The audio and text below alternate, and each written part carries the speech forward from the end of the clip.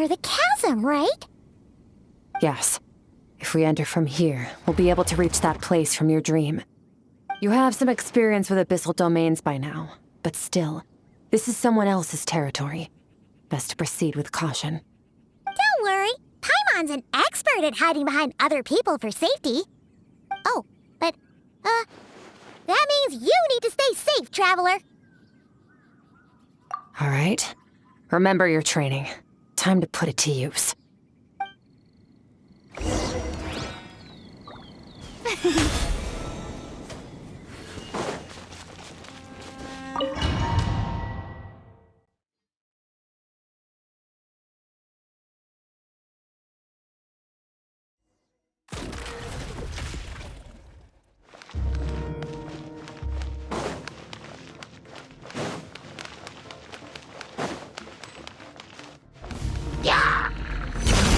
Into the void!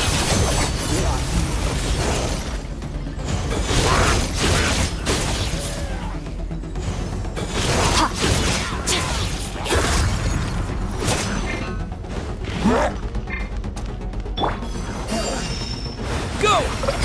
Bombs away!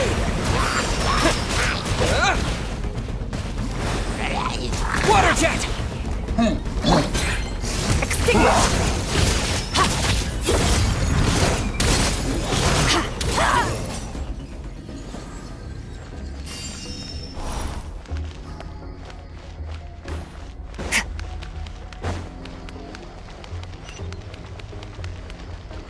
Fearless. Whoa! Look at all these spikes! Careful! Don't get hit! You know what? Paimon's just gonna float behind you. Come on, you got this.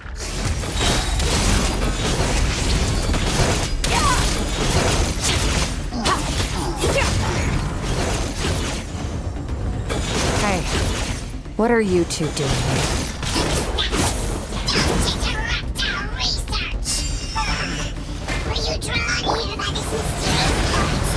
Dusty. An abandoned house. Let's press on.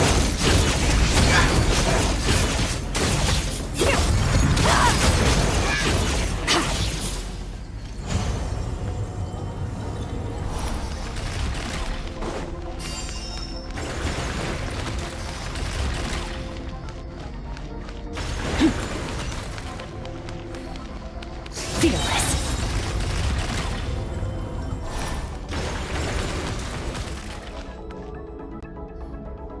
Oh, looks like this is a dead end.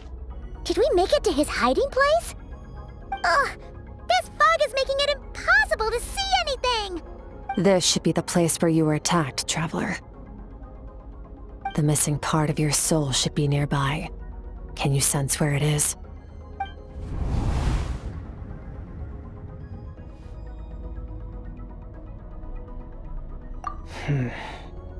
Our opponent must have covered his tracks just in case. Otherwise, you should have sensed it much more strongly. Hold on! Look! The spikes are back! Stay calm. Let's hold back a little. Give our enemy some wiggle room so we can see what we're dealing with. If you're too reckless, we might be playing right into his hands. Our enemy took part of your soul for a reason. It's likely he integrated it into his attack somehow. If we're smart about this, we can track it down.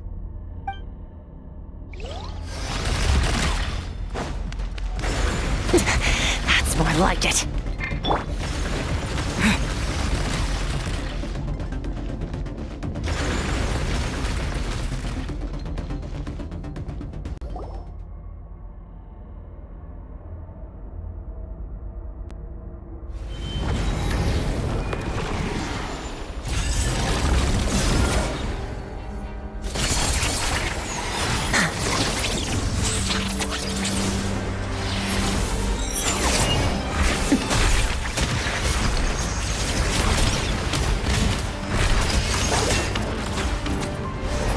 From the start, the attacks have been focused on me. Trying to break through my defenses? I see.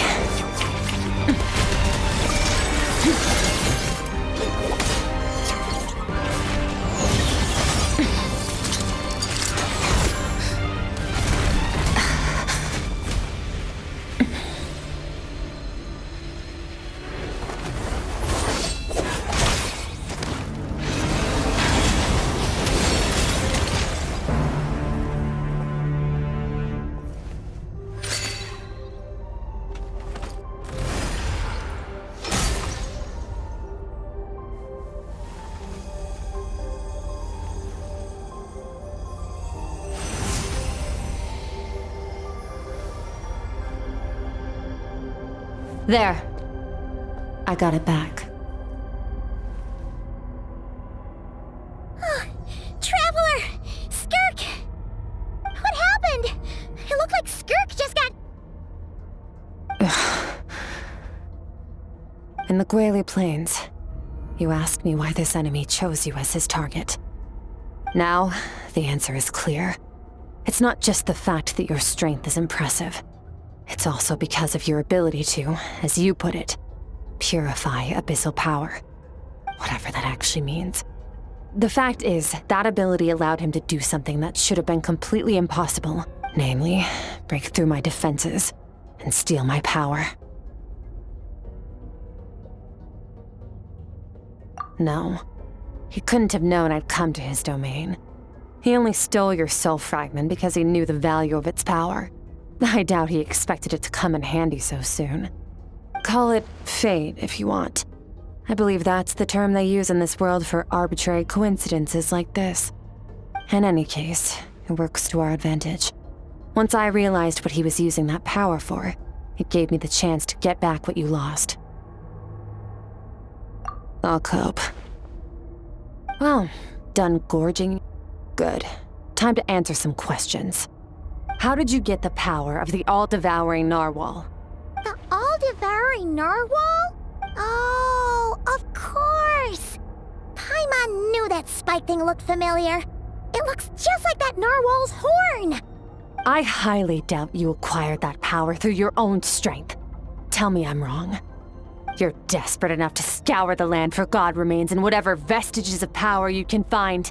That alone proves you wouldn't be able to defeat a creature like that. Which leaves one possibility. You know my master, the Foul, Sertologi.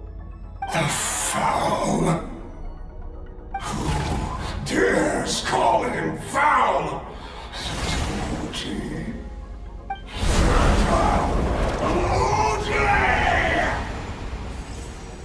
What's wrong?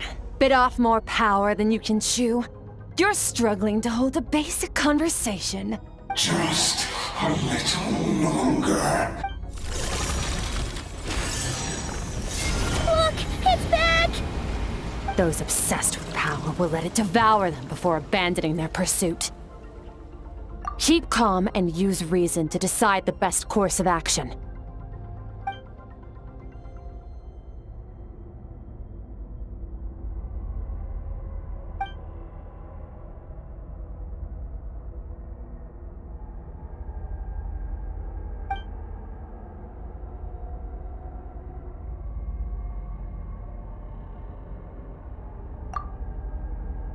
Wise decision. Final victory doesn't always come after a single battle. You've got your soul fragment back, so we both got what we came for. Let the enemy draw breath while he can. It won't be for long. Get us out of here, Traveler. You'll need to lead the way this time.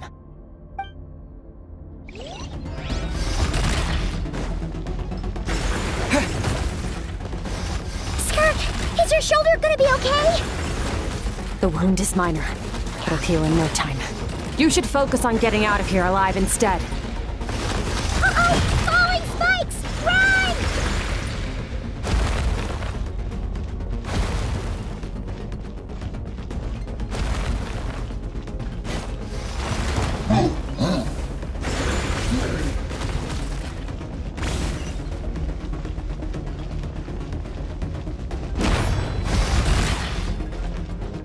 Watch out! Looks like this place is about to collapse!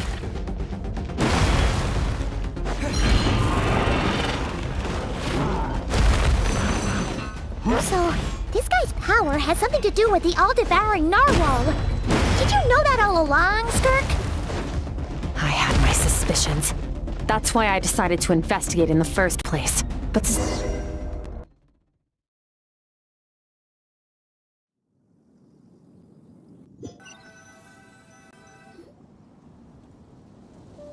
Phew. Oh, I should be safe here, right? I no longer sense his presence. Can't have followed us out of that abyssal domain. Weaklings like him will find that my power is not so easily controlled. He won't be leaving that place until he's managed to digest it. You seem surprised. I suppose that's fair. You've seen but a fraction of what that whale is capable of. That gaping maw could swallow a planet whole. It's called the all-devouring narwhal for a reason. Devouring is what it does best. It can extract power from anything, dead or alive, as long as it manages to make physical contact. Yeah. When we had our run-in with that thing, Neverlet mentioned that it has an instinct to devour. Your dragon friend recognized the nature of its abilities and used the power of Hydro to protect you. That worked because it was in a satiated state, so it was somewhat less aggressive than usual. It's a different story when it has no more power to feed off of. That's when its true voracious nature kicks in. It could devour everything on the planet in that state, which is why I cast it into that void space. But I hadn't counted on there being anyone left on this planet capable of wielding its power. To me, that says he must have encountered the whale a long time ago. Meaning, he must have known my master. Exactly. It told me everything I needed to know. Hence why I said we both got what we came for. And I believe that brings our transaction to an end. Now that you're whole again, you can get back to your own journey. I'll handle the rest of this situation myself. No way! We can't leave now! Something was stolen from you because of us! We have to help you get it back! This isn't my first taste of failure or losing power. When you fall, you get back up again and become stronger. That's how it is. But what if that monster finds you before you're all better?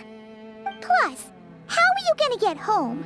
It's not like you can just go swoosh and open a door to the abyss again. Not without your full strength.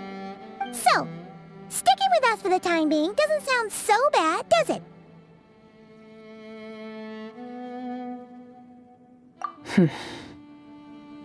Fair enough. Then take this. What is it? A bag of Mora. Nothing in this world is free. I know that much. I'll leave the planning to you. Hurry up and decide where to go. We shouldn't linger. We should take Skirk somewhere she can rest. But where? Paimon gets the feeling Skirk wouldn't like being around a lot of people. Oh wait! Baiju said we could rest in the back room of the pharmacy, didn't he? Let's head there! He'll know something about Master. I'm sure of it. Next time, I need to be ready. Fine. It was just a scratch. It'll take time to recover my strength, of course. But adapting to situations like this is nothing new for me. Oh, this. It's a star crystal suit. Abyssal energy is scarce in Tevat. Wearing this helps me access it more freely. It stores concentrated abyssal energy that I can draw from on the go. When the energy runs out, it reverts back to its original form. Found somewhere to rest. Well, lead the way then.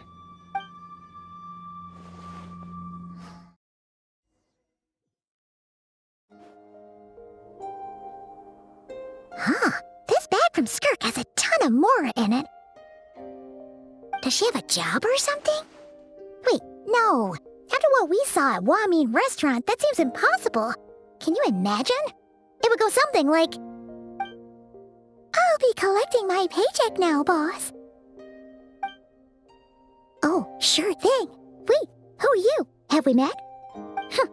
Can't hold a job if you make everyone forget about you. So, what did she do to get all this Mora? Claimed some buried treasure, took care of a few monsters that were causing trouble. Nothing untoward. It's safe to use. You heard all that? A sonorous voice like yours is hard to miss. I wouldn't be surprised if the sound of it traveled to the nearest mountaintop. Then, did you by chance happen to hear Paimon's little, joke earlier? You mean when you called me Frosty the Lavender Melon? No, sorry. Paimon totally misspoke just now. She didn't say that at all. It was, a Paimon lookalike. Yeah, she's a piece of work, that one. Always impersonating Paimon and giving people weird nicknames. Okay, fine. The truth is, Paimon didn't like you all that much at the start, but things are different now. You helped the Traveler in a big way, so what do you say? Friends? I noticed there was only one bed. Go ahead and get some rest. Wait, what about you? I don't get tired, and I don't need rest. I'm going to practice my sword work. That should help me regain some strength. But your shoulder... Hey, don't just leave! Whatever. Let her tire herself out. She'll come back eventually. Let's get some sleep, Traveler. That comfy bed is calling, Paimon.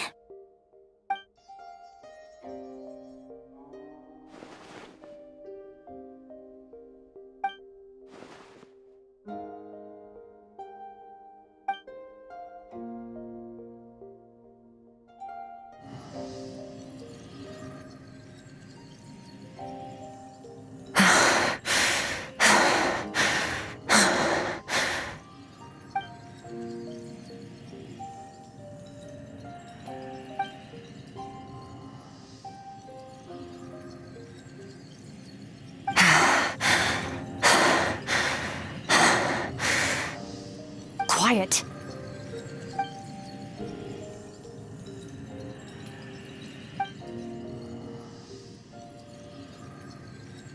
Do you even remember how many of us perished in that fire? How many bodies were left to rot on the scorched earth? Yet you alone live on. Keep your gaze fixed on your blade. You don't deserve to rest. Run, Skirk. Run! Only death awaits us here. Keep running, and don't ever look back.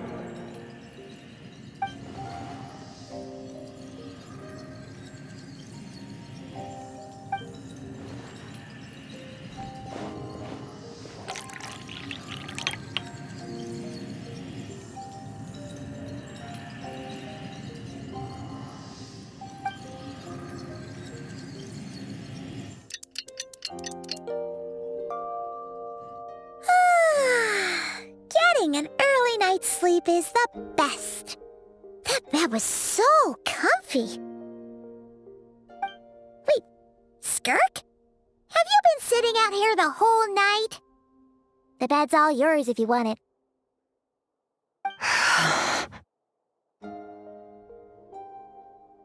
About 60%, maybe 70. Whew! Paimon thought it would take at least a couple of days. That was fast. No, not fast enough. That's 20% less than last time. Same training regimen, same intensity.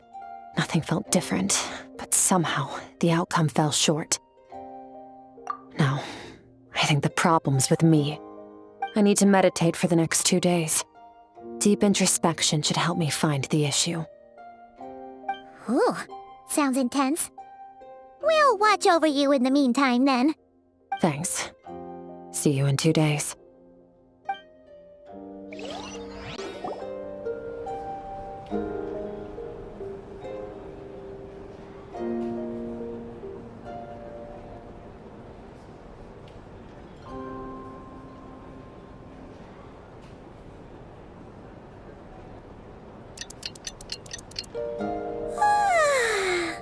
Morning!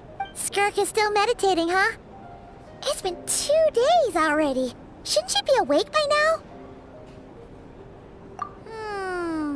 Paimon can't think of anything we can do to help. Oh, wait! Breakfast! That's it! Paimon will go get breakfast! Skirk is gonna be starving when she wakes up. Be right back.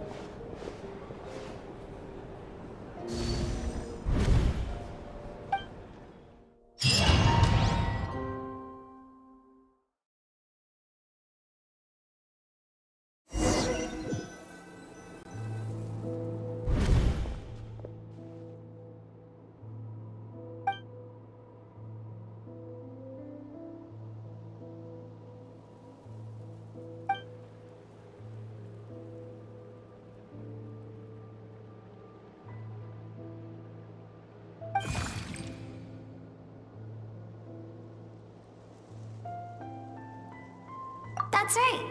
This is Skirk's inner world. Think of it as the threshold between the soul and dreams. This isn't your first time here, but what you remember is probably a space covered in darkness. I only managed to illuminate a small portion for you back then. Actually, it's my first time talking to someone like this. I only managed to break free and bring you here because the injury weakened her power. I guess that's why I can speak again, too. Call it fate, if you want. I think that's the word they use in this world for lucky coincidences like this, right? Now, before I take you to her, I gotta ask. You're the first outside visitor to ever come here, so what's your impression of this place? Oh, you noticed. This river represents Skirk's strength. Strength accumulates over time. It is the summation of a person's lived experience. So this river is where all the fragments of Skirk's life should converge into a single stream of memories and emotions, flowing forward as one. But as you can see, this river has been severed numerous times. It's because Skirk doesn't like who she was in the past, when all she sees reflected in the river is a disgraceful shadow of who she was. She cuts through water and rock with the sword of reason, severs her connection with the past, and begins anew.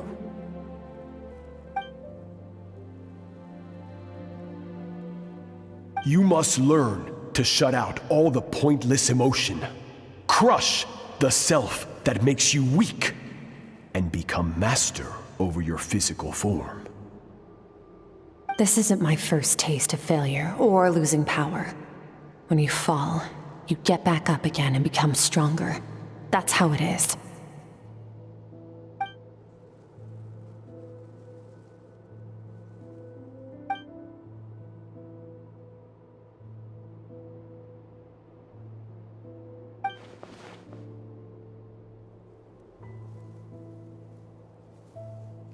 The answer to one mystery invites another question, I see. Let's follow the river upstream. There among the cliffs, among the memories etched into her heart, lies the truth of it all. Soon, you'll understand everything.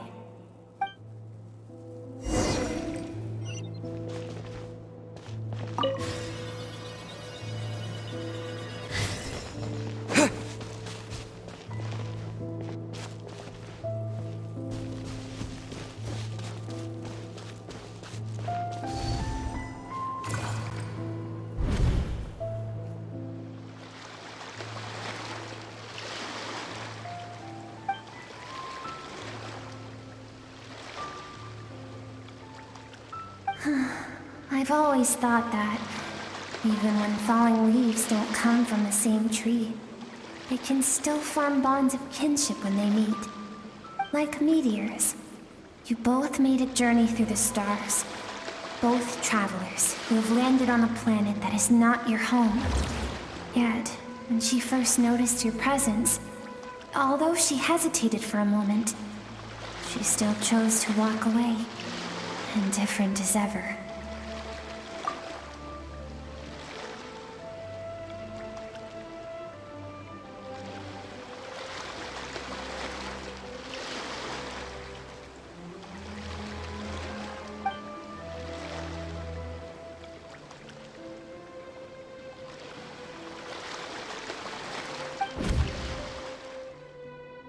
Seems like you've answered your own question.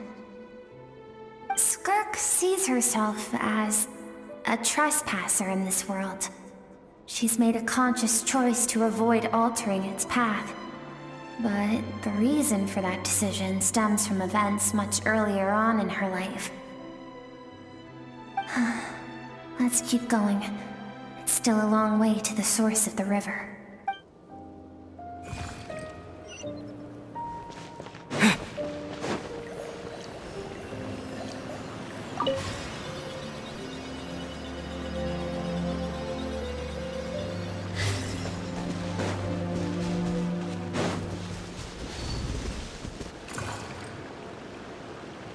You now have what it takes to wield immense power.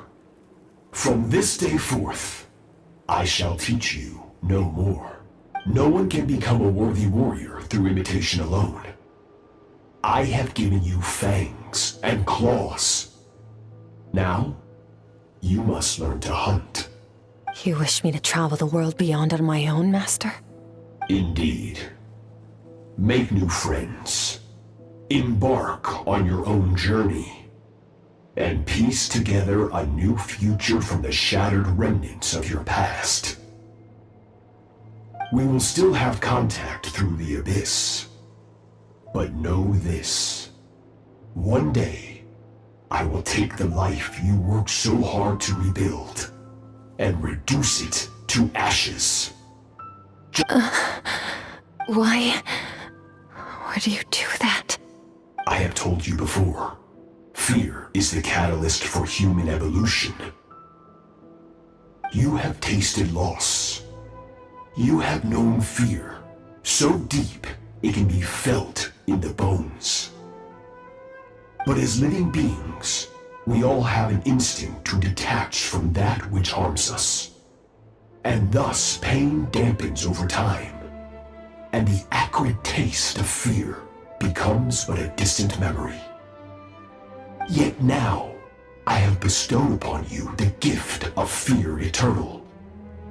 It will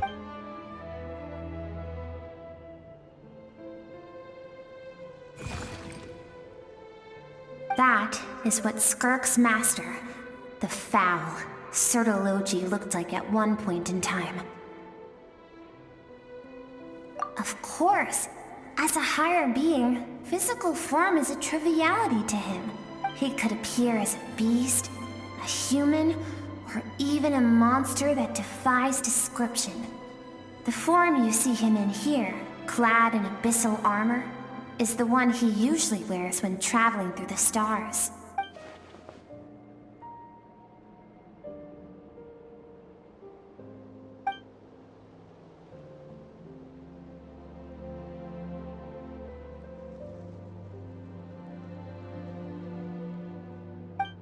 For certain reasons, I need to bridge the power gap between me and my master as quickly as possible.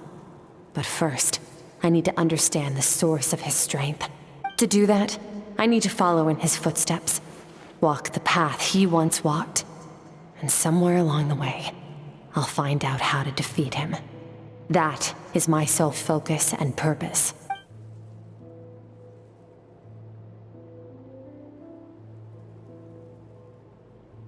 I'll let you in on a little secret.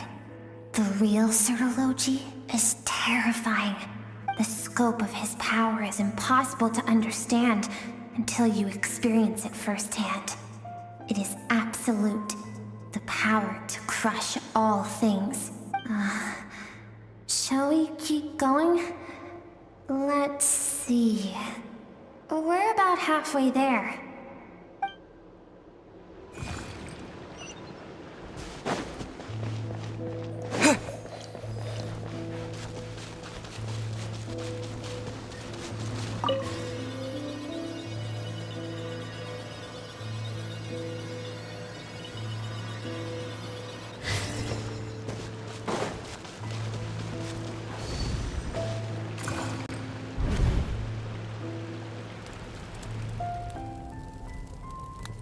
We've made it quite a ways already.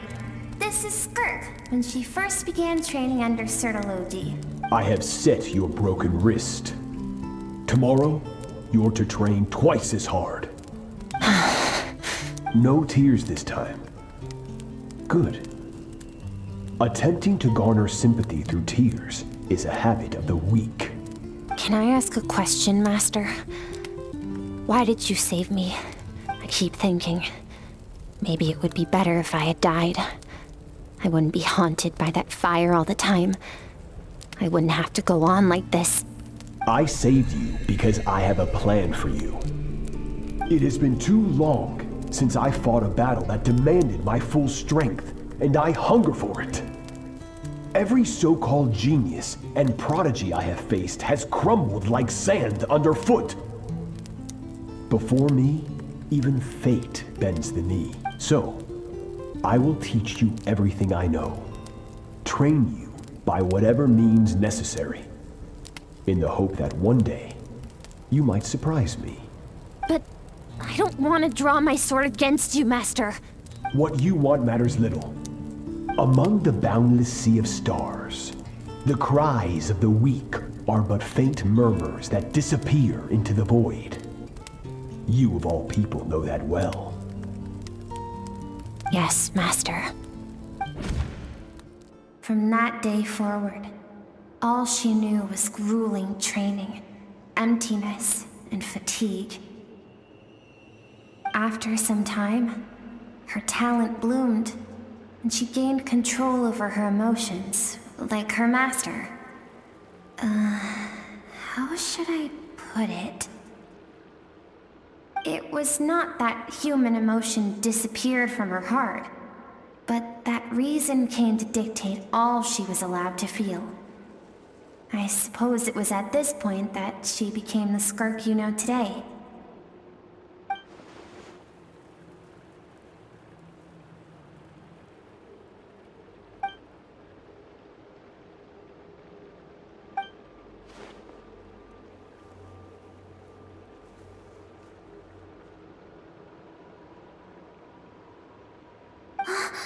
We're nearly there. I almost don't want to reach the end. Well, shall we? This is the final stretch.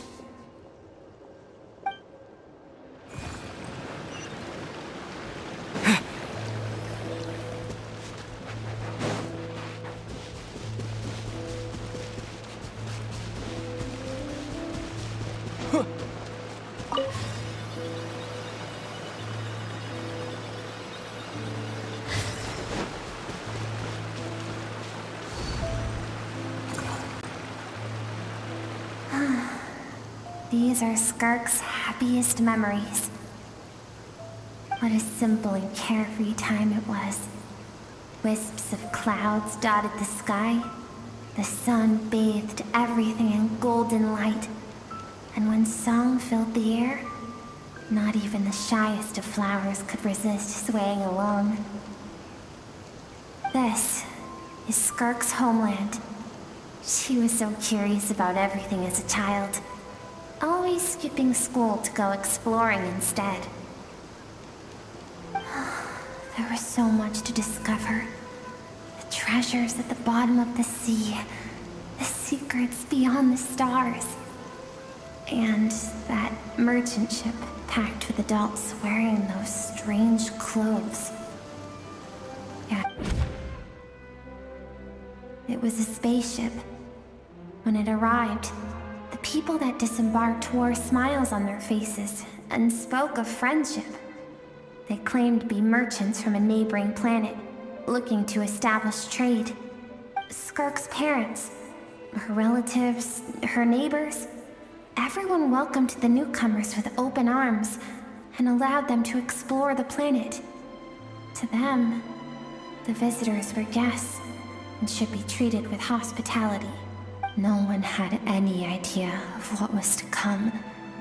Several months later, an army of unknown origin arrived without warning and carried out a ruthless campaign to destroy everything and everyone on the planet. Skirk had skipped school that day, like so many times before, so she was not caught in the immediate wave of destruction. But when she came home that day, only fire and ruin awaited her. Countless people cried out to her for help. People she knew and loved. Friends and relatives. The little girl who lived next door. The shop owner with the bad leg. The bad-tempered teacher she had made fun of just that morning. Their lives were discarded like worthless trash as the fire consumed one life after another. Skirk was helpless. All she could do was run. And so she did. She kept running until an unexpected figure crossed her path. Sertology hadn't been there in that moment, the fire would have claimed her life too. And there she would have remained, left to rot in the scorched earth, with no answer as to why any of this was happening. Because she and her people were seen as a threat. As the initial merchant ship explored the planet, they discovered that it hadn't always had the condition to support life. Yet there was evidence of human activity, even during the periods of extreme heat or cold in the past. Further research revealed that, over time, the people of this planet had evolved the ability to adapt to any type of environment or energy source. For that reason, the outsiders viewed them as a potential threat, and decided to eliminate them before the threat could rear its head. And so, the army was called, and the so-called danger was wiped from the face of the planet. Senseless, isn't it? Deemed a threat because of a gift they didn't even know they had. Perhaps it was their own innocence and kindness that doomed them. But in the end, that was lost to the blaze as well. If those with power get to decide good and evil, then all you can trust in is the sword in your hand. And so, before death could claim her, she ran. She ran and never stopped.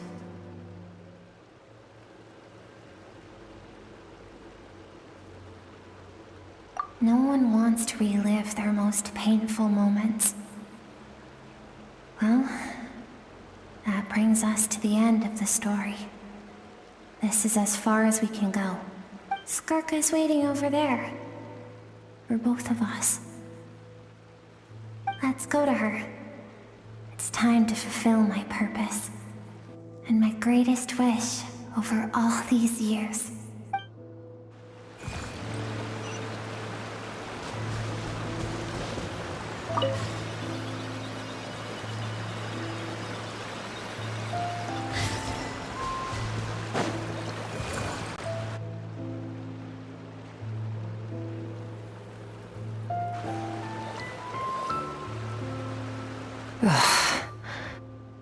So all this, just so you could bring him here. I have things to say to you. Well, to me. I want someone to witness our reconciliation, even if it takes an argument to get there. And he is the best choice in this moment. Her suppressed emotional self. The version of herself she keeps locked in the recesses of her mind, stifled by reason.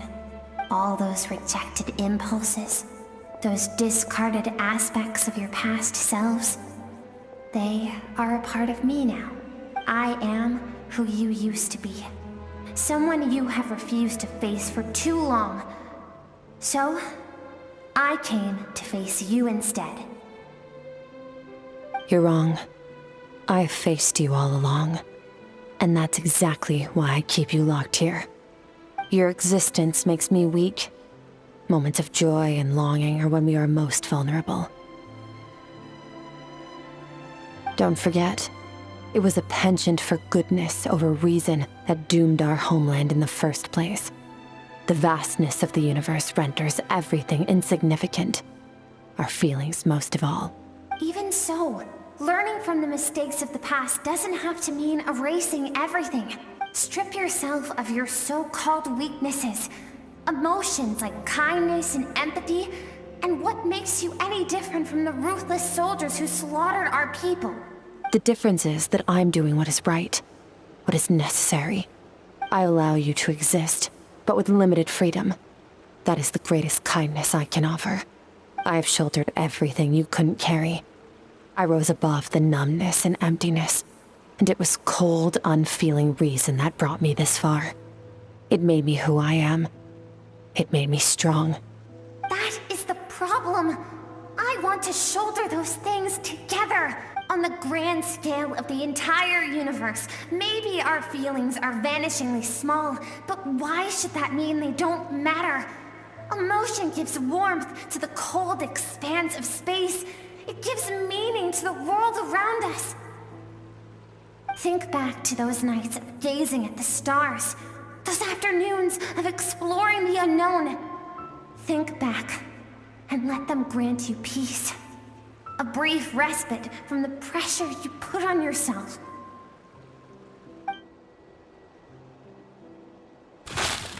That isn't what we need. It's exactly what we need. Aren't you curious about why recovering your strength has taken longer than normal this time? Finally, you get to the important part. That is the only answer I came here to find. Then look around. Look at your inner world. You cast aside your dreams and curiosity, and in doing so, you lost your original motivation. You severed all connection to who you used to be, so you can no longer draw strength from your past. Now, the only things driving you forward are fear and survivor's guilt. But these cannot take you far enough. And so, this river, the source of your strength, grows more polluted by the day. And you think that means I should seek help from a weak little thing like you? 这份感情并不弱小，它能跨越时间，挣脱束缚，出现在你的面前，这就是证明。 Thank you for saying that. I knew bringing you here would be the right choice. To be honest, I'm not here to argue with you. This isn't about who's right or wrong. And in fact, I agree that in order to make it through the wake of that tragedy, we had to distance ourselves from the pain through reason over emotion. But what is right at one point in time isn't always right forever. I know you will never forget that fire. I know the fact that you were the sole survivor fills you with guilt. And I know that among the voices that haunt you, mine is there too. Because deep down, you know that you didn't turn out to be the person you wanted to be. All those unfulfilled hopes are like knives to the heart. And I don't want you to hurt anymore. So even if you can't accept me, I hope, at least, that you can let go. I keep thinking, maybe it would be better if I had died. I wouldn't be haunted by that fire all the time. I wouldn't have to go on like this.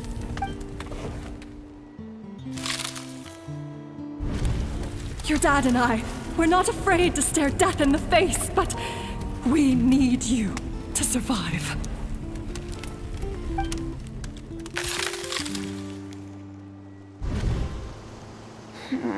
I'm sick of being a kid. There's so many amazing things out there, and I'm ready to see them all.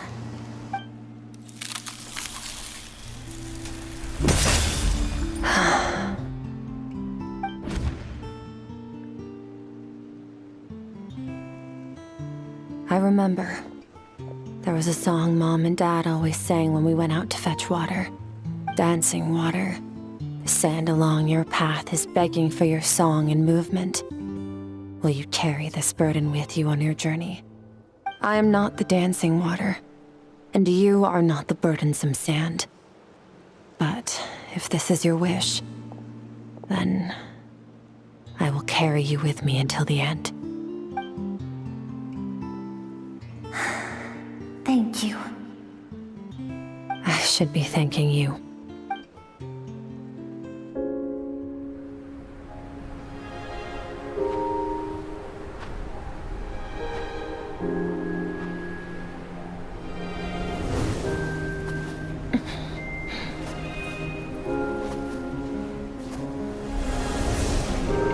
Run, Skirk, run!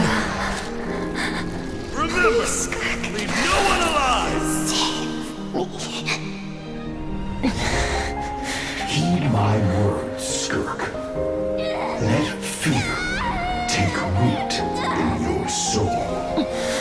Did you survive? Why was it only you?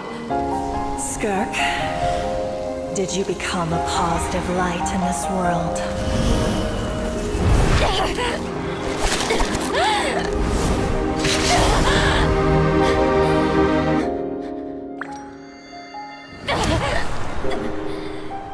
Hey, this doesn't have to be the end.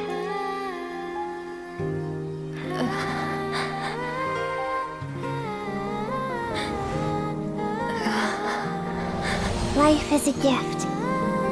Don't let darkness claim it.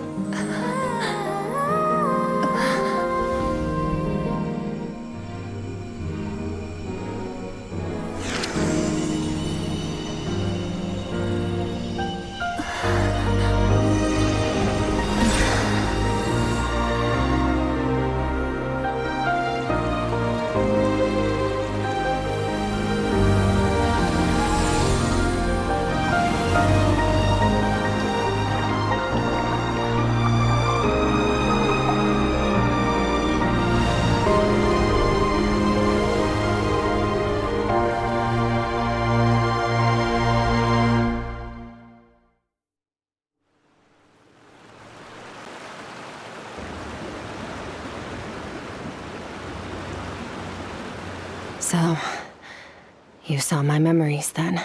I once asked my master if survival of the strongest was the law of the universe. He said no. But in a world without order, those with no moral boundaries tend to be the ones who survive.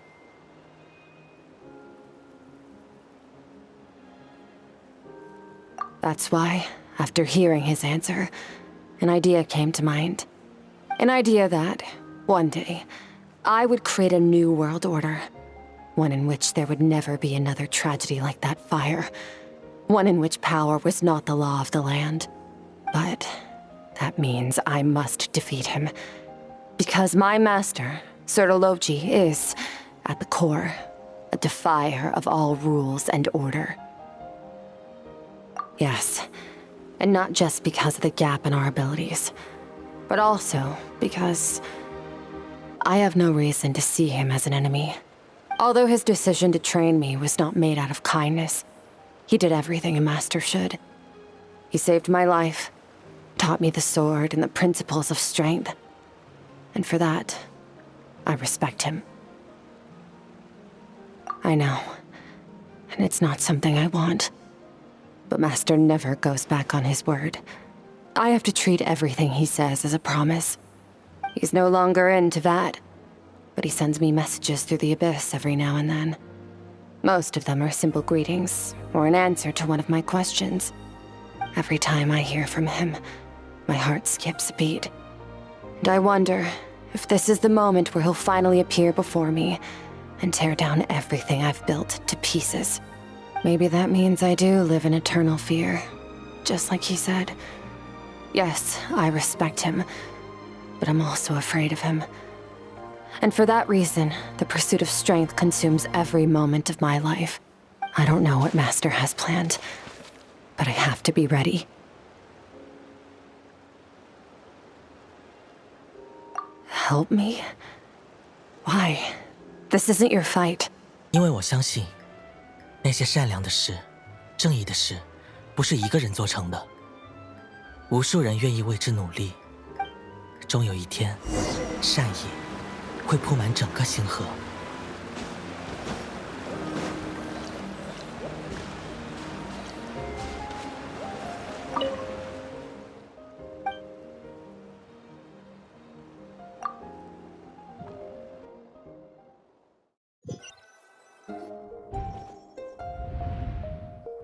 Oh, you're finally awake! Honestly, Paimon was gone for like 2 seconds and then she comes back and finds you both unconscious? Oh, you scared Paimon half to death. You're both okay, right? What does it look like?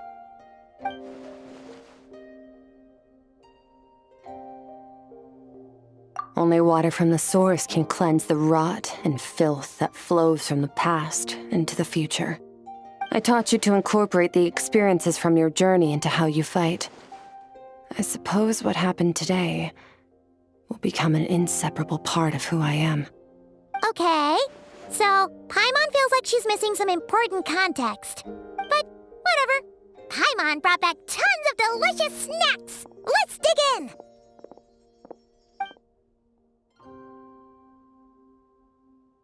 All right. It's about time we finished what we started. We're gonna deal with this thief for good, right? This time, I'm not going to tell you to hold back.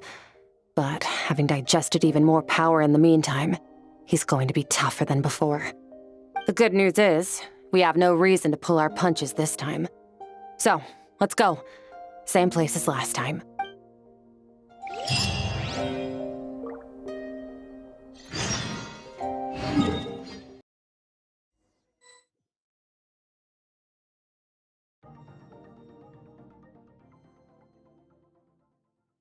The fog is gone!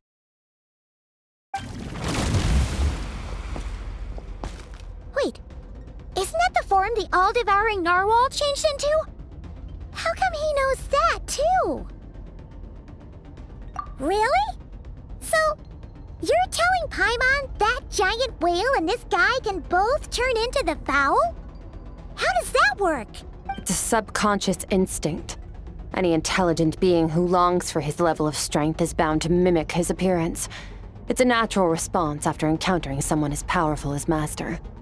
To them, he represents ultimate power. We know the person before us has encountered Master, and we know he stole a portion of my power. So it's not surprising that he would assume this form. Okay. Oh, the closer Paimon looks, the more intimidating it gets. Nervalette isn't here this time, so it's up to us. He won't have the nerve to steal again after we're done with him. Let's teach this guy a lesson.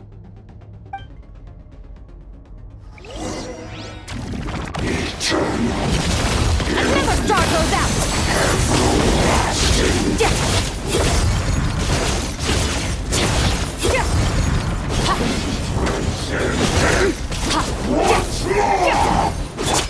Water jet!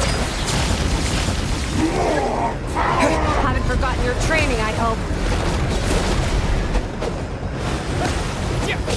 Wipe out! Annihilate!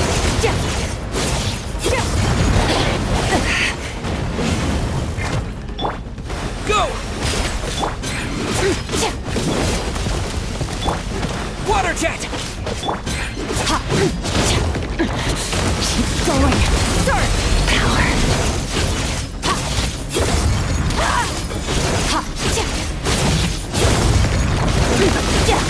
Go! It is proud!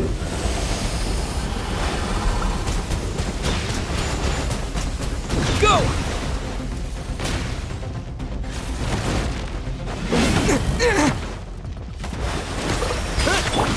Annihilate!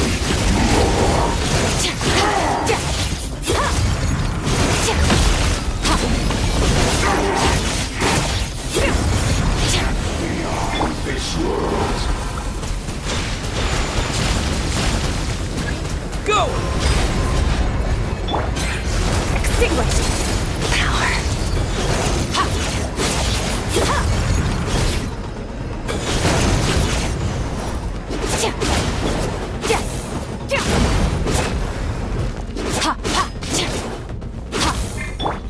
Water jet! Annihilate! Mine to wield.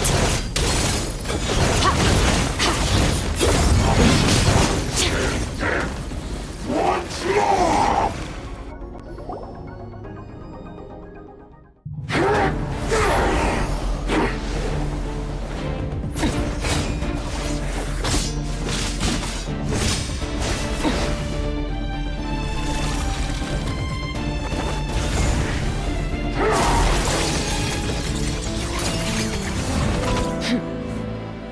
Haven't had enough of my power.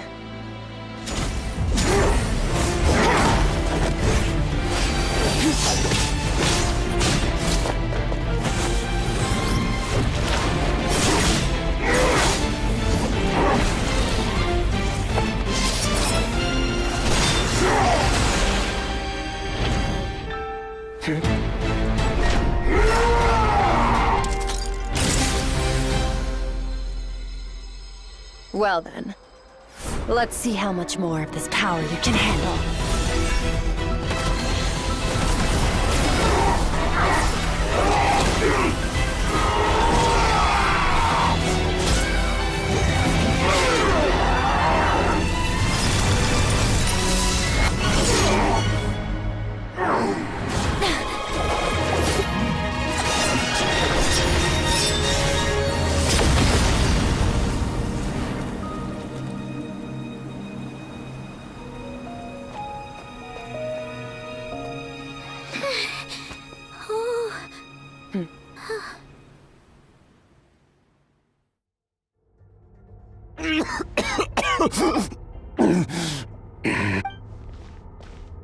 Well, have you come to your senses? You saw that my body was at its limit. So, you deliberately channeled your power into me, knowing that it would destroy my shell from within. Such power. Such keen battle instincts. So you must be... Skirk, Sertologi's disciple. How long has it been? How long has he been away from Tevat? Hundreds of years. Hundreds? Sorry. It's a lot to take in. I should introduce myself. I am Skofnungar, a friend of your master and one of his followers. This is the first time I've heard your name, Skirk. But hundreds of years ago, I knew you existed. And I knew you would come here. Hundreds of years ago? Sounds like you and Master have quite the history. Care to tell us about it? Of course. Might as well take advantage of a clear head while I can. The story starts a long, long time ago. I was born into a noble family in Conria. As the eldest son, I was set to inherit our title. But I contracted an incurable illness as a child, and everyone gave up on me. I trained the sword harder than anyone else, defeated all of my peers. But it was all in vain. When other people looked at me, all I saw in their eyes was pity, or a strange glee in my misfortune. Even my parents were just waiting for me to die. Over time, my heart hardened, and I became aimless. That was the point where I met your master, Sertologi. We were similar in age, but different in background. He was born in prison, the son of criminals who had been sentenced to death. He spent his childhood wandering the streets, facing more criticism than the literary works in the Universitas Magistrorum. Yet, he always wore a smile on his face, as if kindness and malice were one and the same, and he could not see the difference. I still remember what he said to me when we first met. You need to fight to survive. Even if it's a losing battle, it should light a fire under you. How can you sit back like this and go down without a fight? That does sound like something he would say. He was the first to acknowledge that I was worth something, and he inspired me to keep going. When we sparred together, it was the first time I'd actually felt the thrill of combat. When I was 10, he stole forbidden research materials and managed to cure my illness. It was like there was nothing in this world he couldn't accomplish. When it came to the human form, he was always intent on pushing the boundaries of possibility. But somewhere along the way, I fell behind. My talents were nothing compared to his.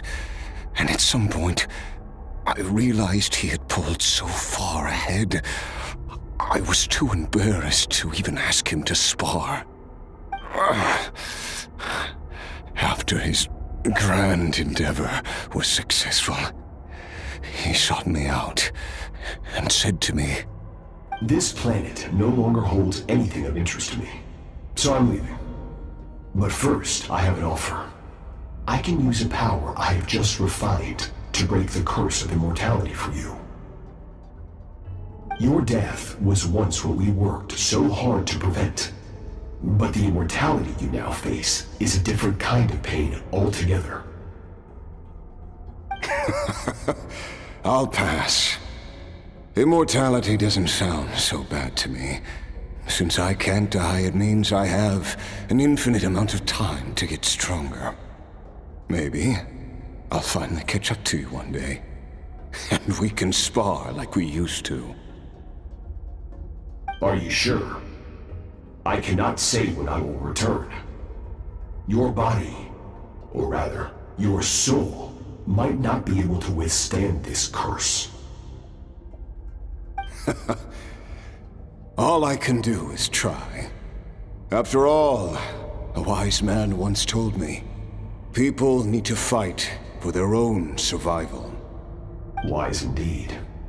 Nevertheless, if you grow weary of the pain of immortality, and wish to experience a good sparring match before you wither away, seek out my disciple. Disciple? Never thought I'd hear that word coming from you. Nor I. But Vedifenir said I was destined to find a disciple out there in the universe, and bring her to Tibet.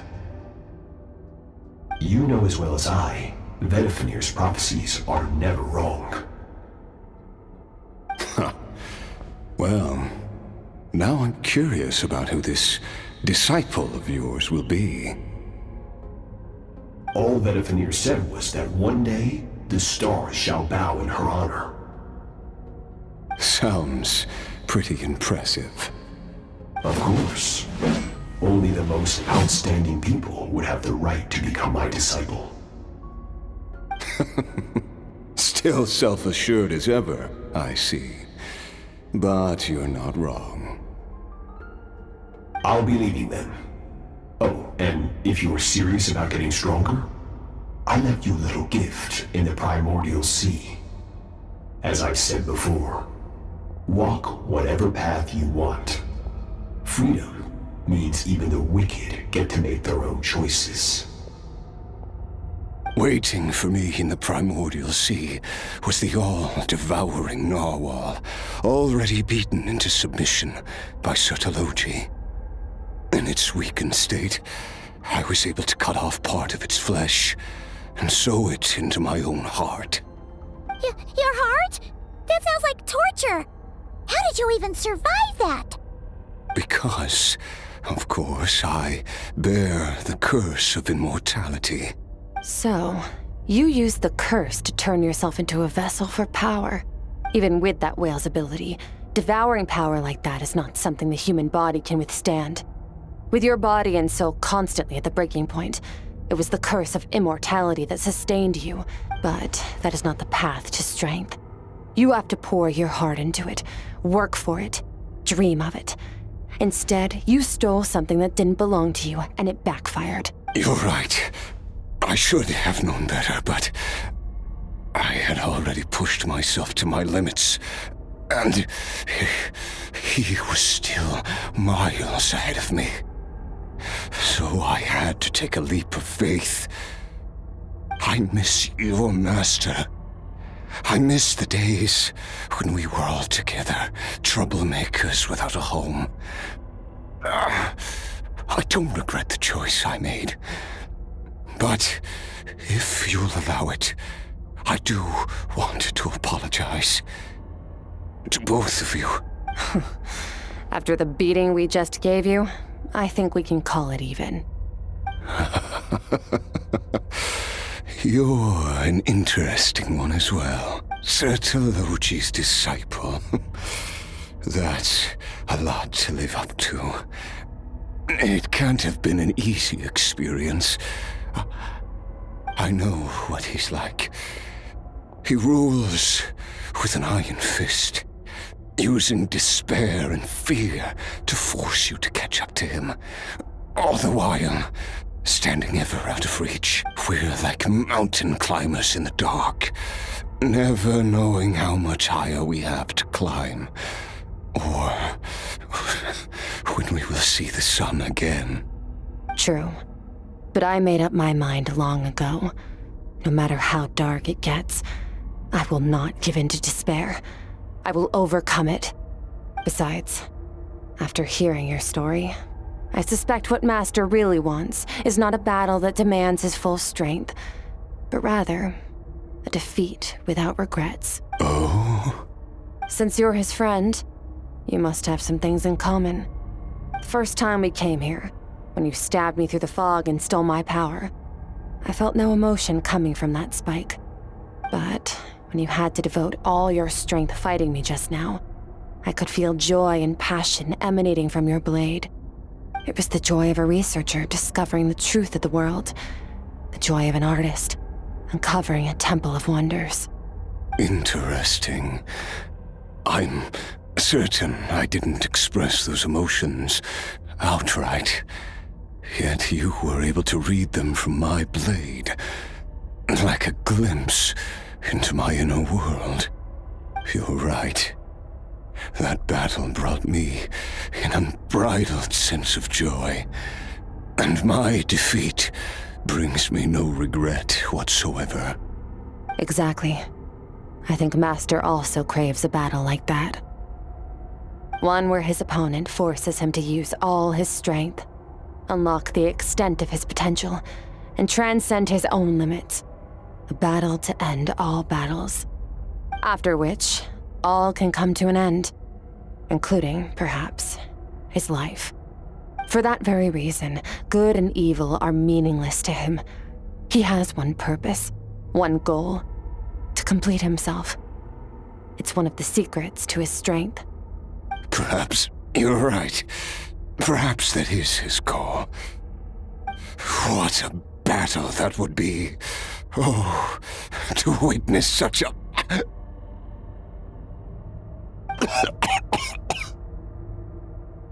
Are you okay? Too many different kinds of power are surging through my body. The curse of immortality allows it all to coexist, but it does not remove the pain. I won't be able to hold on to my sanity for much longer. What a shame. I would have loved to witness that battle.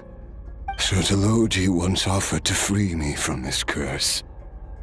Now, I must ask that of you, Skirk. Can you release me from the pain? I can, but not through death, if that's what you were hoping for. It's not a suitable punishment for your crime. As an alternative, I can take your consciousness, along with all the power you've consumed, and smash it to pieces.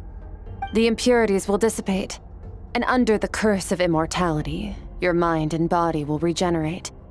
When that process is complete, you will be back to who you were before, no longer tortured by powers you can't control. But it will be a time-consuming and painful process. The decision is yours to make. I accept. And who knows? Perhaps I'll wake up in time to witness your great battle with Sertologi. I have faith that you'll be able to stand against him one day. Though I know it'll be a long and arduous road. If we are climbers in the dark, it appears the dawn has finally broken for me. But you... At least, it looks like you are not alone on your journey. I will reach the top of this mountain, no matter what it takes. And you, Skofnunger, will be my witness at the end of all things. That it's finally over. Let's get out of here. Huh. At least we don't have to make a mad dash for the exit like last time.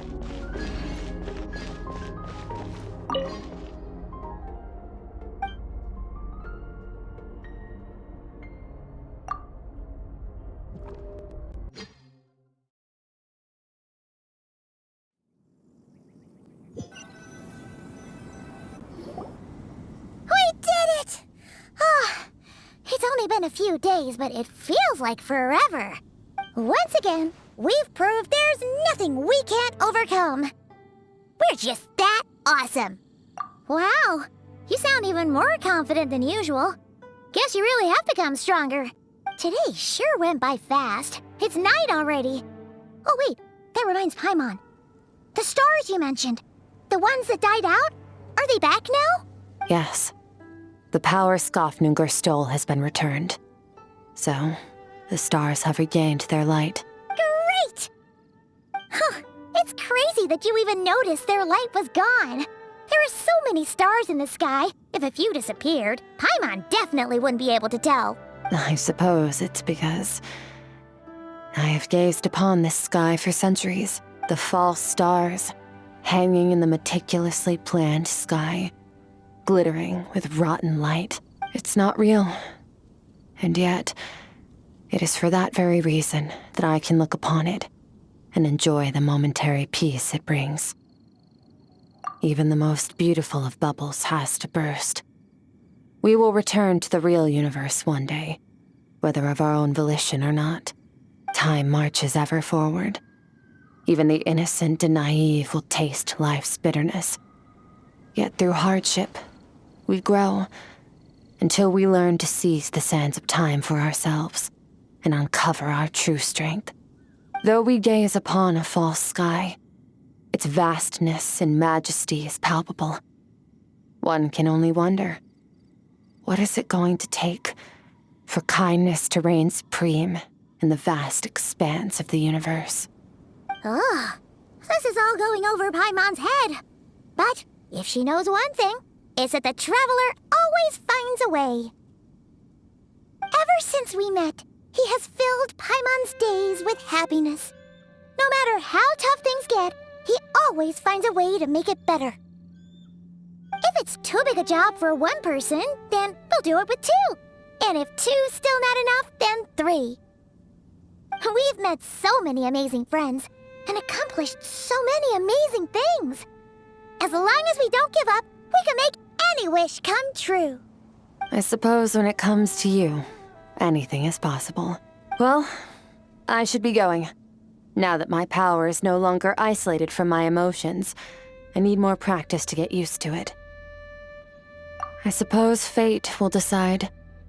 Maybe we'll bump into each other on the street. Or maybe we'll reunite on a different planet entirely. Regardless, reunions and partings are but passing moments. More than anything, I hope that at the end of this journey, wherever it takes us, we stand in a world reborn, one without war, pain, or forced partings. One where new life can bloom, even where there was once nothing but scorched earth. For this, we must all work to become stronger. If that's what you want to call me, I won't object. Goodbye. Bye!